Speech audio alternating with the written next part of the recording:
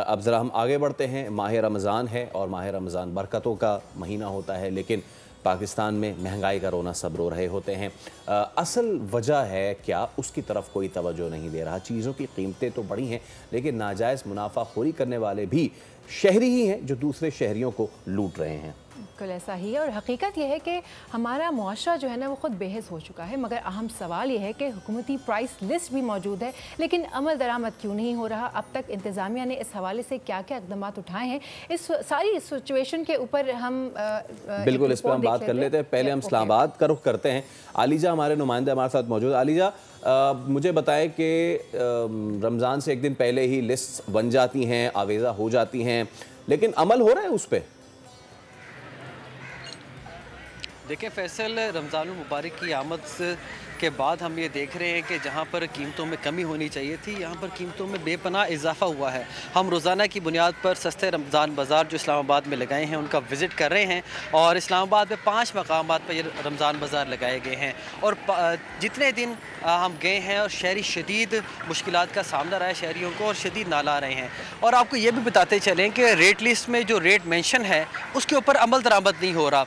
वो already rates इतने ज़्यादा हैं, उसके बाद भी दुकानदार अपनी मर्ज़ी के रेट्स लगाते हैं। शहरियों के पेरेंट्स देखते होंगे या जो भी है उसके मुताबिक वो रेट लगाते हैं। और यहाँ पर शहरी हमारे साथ एक मौजूद हैं, उनसे गुफ्तगू भी करते हैं। लेकिन आपको ये बताएं, सिर्फ रेट्स अगर मैं आपको बताऊँ तो यहाँ पर सेब 350 रुपये किलो तक दस्तयाब है, केला 270 रुपये दर्जन मिल रहा है, किन्नू की अगर बात करें तो वो 200 रुपये दर्जन तक मिल रहा है, खजूर 550 रुपये किलो तक मिल रही है। तो आप खुद अंदाज़ा लगा लें कि एक आम आदमी के लिए, एक सैलरीड बंदा, उसके लिए ये अफोर्ड करना कितना मुश्किल है। आप बताइए, यहाँ पर आप ख़रीदारी के लिए आए हैं और यहाँ पर रेट लिस्ट जो यहाँ पर लगाई गई है उसके ऊपर अमल दरामद होता देख रहे हैं आप?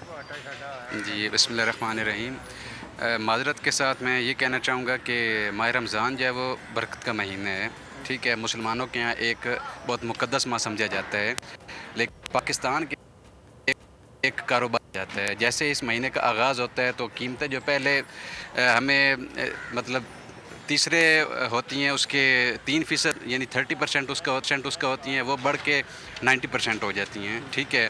हमें 2 गुना जो है वो महंगी मिलती हैं।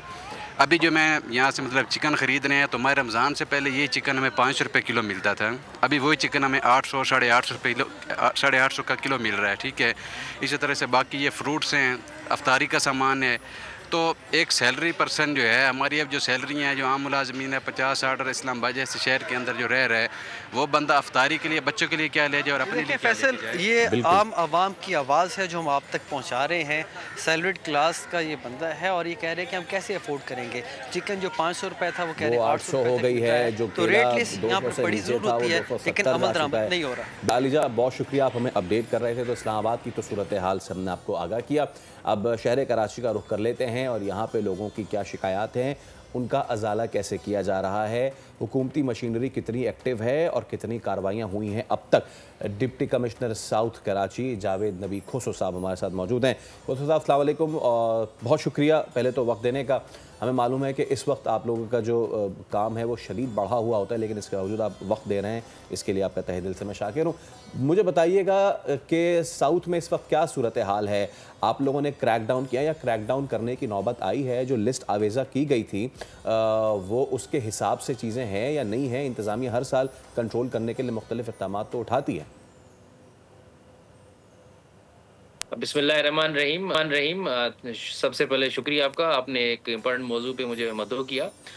देखें, पिछले साल की तरह इस साल भी ज़िला इंतज़ामिया ने काफ़ी सारे इक़दाम किए हैं प्राइस कंट्रोल के हवाले से। ख़ास करके हमारे कमिश्नर कराची डिवीज़न सैयद हसन नकवी साहब ने इस चीज़ पे बहुत ज़्यादा फोकस किया हुआ है कि डिप्टी कमिश्नर्स अपने स्पेशल मजिस्ट्रेट्स के थ्रू इसको कंट्रोल करें। तो इस साल कुछ नए इक़दाम हुए हैं, जैसे कि कंप्लेंट पोर्टल जो है हमारा वो एक्टिव है, कमिश्नर साहब ने वो एक्टिव करवाया हुआ है और सारे डीसी साहिबान, सारे एसी साहिबान के साथ लिंक्ड है। और appointment of special duty officers for price control जो कि हमें नोटिफाई हो चुके हैं, हर डिस्ट्रिक्ट में ये आ चुके हैं। मेरे पास भी 11 अफसरान एक्स्ट्रा आए हैं, सिर्फ और सिर्फ ये रमज़ान शरीफ में लोगों को रिलीफ देने के लिए, प्राइस कंट्रोल में और अशिया खुर्दनोश के कीमतें जो उनको कंट्रोल करने के लिए। तो उसके अलावा कमिश्नर साहब के अहकामात पे हमने तमाम मेजर मार्केट्स में कंप्लेंट पोर्टल, कंप्लेंट सेल्स बनाए हैं, जिसमें हमारे हमारी स्टाफ जो है वो round the clock they are sitting in those cells, जिसमें एसी मुक्तागार के स्टाफ भी है और डीसी ऑफिस के भी स्टाफ, सबको हमने ड्यूटियां लगाई हुई हैं। जो मेजर मार्केट्स, चाहे होलसेलर हो चाहे रिटेलर हो, मेजर अच्छा, मार्केट्स पे वो वैसे सर इंतजामिया के इक़दामात काबिल, लेकिन इसके बावजूद गरह फरोशी की शिकायत जो है वो आम है। किस तरह मुनाफाखोरों के खिलाफ कार्रवाई कर रहे हैं और अब तक कितने जुर्माने किए गए हैं? जी बिल्कुल। अभी तक मैं सिर्फ रमज़ान शरीफ के स्टार्ट होने तक आपको फिगर बता दूं कि हमारे डिस्ट्रिक्ट साउथ में ही सिर्फ पिछले 2 दिनों में हमने कोई 40 लाख के करीब जुर्माने किए हैं और इसके साथ साथ हमने अराउंड 150 केसेस जो हैं उनको आइडेंटिफाई करके उनके खिलाफ कार्रवाई की है और 800 के करीब हमने डिफरेंट शॉप्स, डिफरेंट मार्केट्स और डिफरेंट रिटेलर इस्टेब्लिशमेंट वो हमने विजिट किया। हमारे एसी साहबान, मुफ्तियार साहबान और बाकी रेवेन्यू स्टाफ ने और स्पेशल मजिस्ट्रेट्स ने विजिट किए हैं, जिसमें हमारे 13 अरेस्ट भी हैं। तो अभी ये 2 दिन की कार्रवाई है, इंशाल्लाह हम इसको और भी तेज़ करेंगे। हमारे कमिश्नर साहब बार बार इस चीज़ पे हमें एक्शंस कन्वे कर रहे हैं कि आप जो है कार्रवाई अपनी तेज़ कर दें। ये बताइए कि मुनाफाखोरी का जो ये मामला है हर साल का मसला है, वजह क्या है? क्यों इंतज़ामिया पूरी तरह प्राइस कंट्रोल लिस्ट पर अमल नहीं करवा पाती? इंतज़ामिया अपने तरफ से पूरी कोशिश कर रही है कि इसको कंट्रोल करे और आवाम को ज़्यादा से ज़्यादा रिलीफ दे। जैसे मैंने कहा कि एक तो जैसे मैं अपने डिस्ट्रिक्ट साउथ का आपको बताऊं कि हमारे पास एक तो मार्केट्स ज़्यादा हैं, मैन पावर कम है और हमारी हतमुल इम्कान कोशिश है कि हम ज़्यादा से ज़्यादा मार्केट्स को डेली बेसिस पे कवर करें।